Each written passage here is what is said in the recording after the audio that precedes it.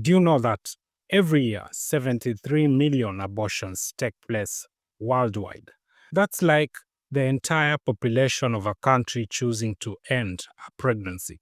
Nearly half of these abortions are unsafe, putting millions of women's lives at risk.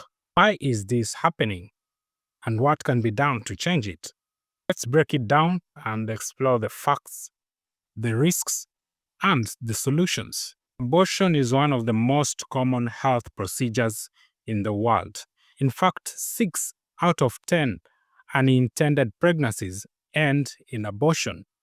That's 61%. And while abortion is very safe when done correctly, the reality is that 45% of abortions worldwide are unsafe.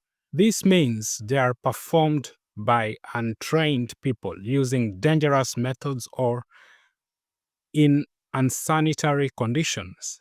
Unsafe abortions are a leading cause of maternal deaths, especially in places like Africa, Asia, and Latin America, where 3 out of 4 abortions are unsafe. This is not just a health issue, it's a human rights issue.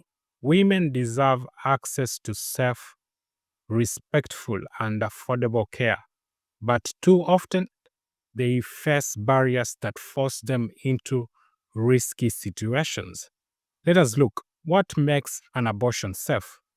According to the World Health Organization, it's about 3 things. 1, the method used, like medication or a simple surgical procedure. 2, we have the timing. Here in pregnancy is safer. 3 is the person performing it. They need the right skills and training. When these 3 things are in place, abortion is one of the safest medical procedures out there.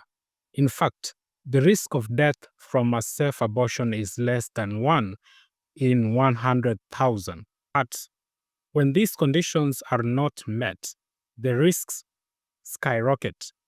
Unsafe abortions can lead to severe complications like heavy bleeding, infections, and even damage to internal organs. In the worst cases, they can be fatal. So, why do women turn to unsafe abortions? Many women don't choose unsafe abortions. They are forced into them because of barriers like restrictive laws. In some countries, abortion is illegal or only allowed under very strict conditions. Another thing is high costs. Safe abortion can be expensive, especially for women in low income countries. 3, you have stigma. Many women face judgment or shame for seeking an abortion, which pushes them to hide their actions. Another thing is lack of access. In rural areas, there may be no clinics or trained doctors nearby. These barriers don't stop abortions from happening, they just make them more dangerous. Studies show that countries with strict abortion laws don't have fewer abortions, they just have more unsafe abortions. The impact of unsafe abortions goes far beyond the individual woman. It affects families, communities, and even entire health systems. 1, health risks. Unsafe abortions can cause long term health problems like infertility or chronic pain. 2, we have financial burden. Treating complications from unsafe abortions costs health systems millions of dollars every year. 3, lost potential. When women die or suffer from unsafe abortions, it affects their ability to work, care for their families, and contribute to their communities. And let's not forget the emotional toll. Many women face stigma, guilt, and trauma because of the judgment surrounding abortion. So, how can we fix this? The good news is there are solutions. Here is what needs to happen.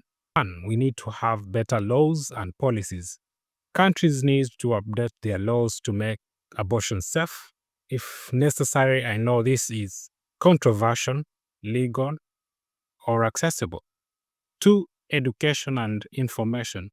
Women need accurate information about their options, and healthcare workers need training to provide safe care. 3. We need access to contraception. Preventing unintended pregnancies in the first place is important. 4 is breaking the stigma. We need to stop judging women for their choices and start supporting them. Organizations like World Health Organization are already working on this.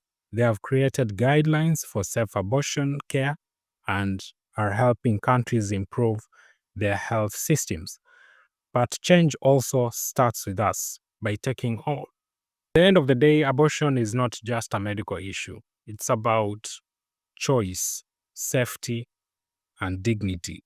Every woman deserves the right to make decisions about her own body without risking her life or her future.